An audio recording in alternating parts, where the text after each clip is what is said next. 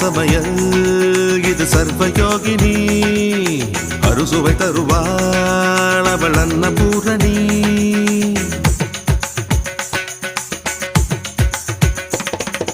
சரவண சமயல்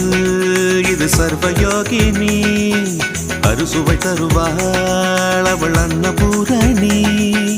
ஒவ்வொரு கையிலும் ருசிகள் மாறும் ஒவ்வொரு ருசியிலும் பசியும் மாறும் சமையல் 6 வகை கலை அல்லவா தீர தீரன மனிதவ மகரித சரவண சமய